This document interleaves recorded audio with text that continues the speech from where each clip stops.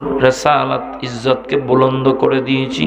এখন যদি কটাই মোল্লা মৌলভী নামদারি আহলে হাদিস কাজ্জাব মিথ্যাবাদীরা নবীর রেসালাত মানে না, কাজ্জাবেরা আহলে হাদিস নামদারি এই মিথ্যক কাজ্জাবের দলেরা আমার নবীজিকে তাদের শায়েখকে নবীর চাইতে বেশি প্রাধান্য দেয়। নাউজুবিল্লাহ পড়েন।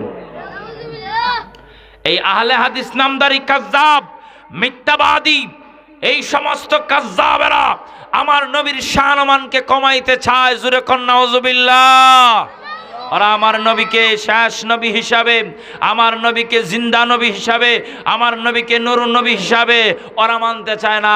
ওরা কয় যেই নবীটা জিন্দা ওই নবীটারে তালাক দিলাম। নাউজুবিল্লাহ পড়েন। নূরের নবী মানতে চায় না, জিন্দা নবী মানতে চায় না।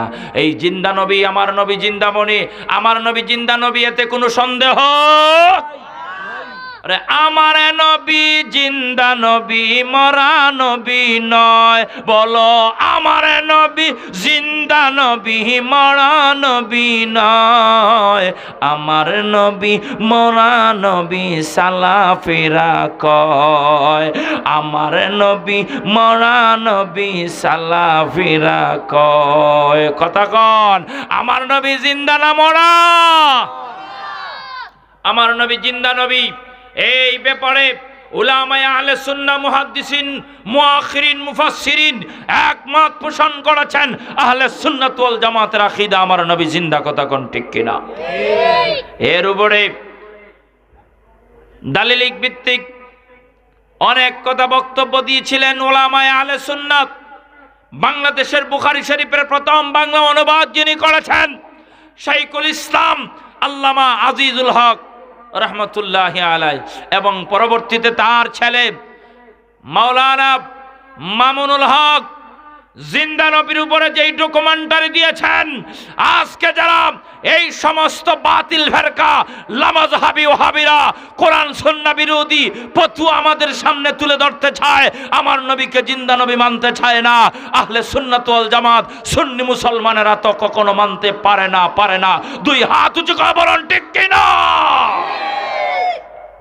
আমার নবী জিন্দা নবী, এতে কোনো সন্দেহ।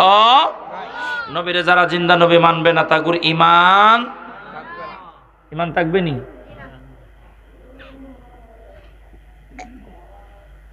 শাইখুল হাদিস মুফাসসিরিন মুআখিরিন মুহাদ্দিসিন ফয়সালা দিয়ে দিয়েছেন আহলে সুন্নাত ওয়াল জামাতের আকীদা আমার নবী জিন্দা নবী। আমার নবীকে যারা মরা নবী বলতে চায় ওদের ঈমান মরা, ওরা ঈমানদার নয়। কথা কোন ঠিক না বেঠিক? একটু মুহাম্মদের সাথে জিকির করেন, লা ইলাহা ইল্লাল্লাহ ইল্লাল্লাহ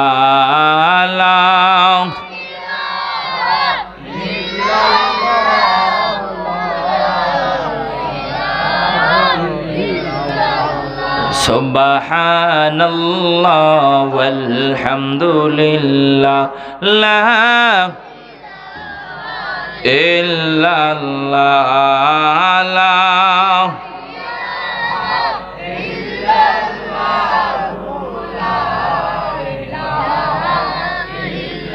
লা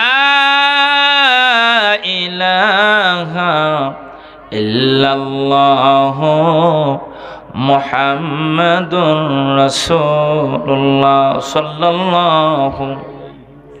আমি শেষ করে দেব, আর বেশি সময় দেব না ইনশাআল্লাহ। প্রধান অতিথি সাহেব চলে আসতেছেন। তো আমার নবীর আদর্শ, আমার নবীর জীবন বিধান আমাদের মানার দরকার আছে না নেই? কথা বলেন, আছে না নেই? আমার নবীর জীবন আদর্শ যারা মেনে নিবে তারা কখনো তাদের মাথা অন্য কারো সামনে নত করতে পারে? কোনো লামাযহাবী, কোনো আহলে হাদিস গায়রে মুকাল্লিদের সামনে মাথা নত করা যাবে?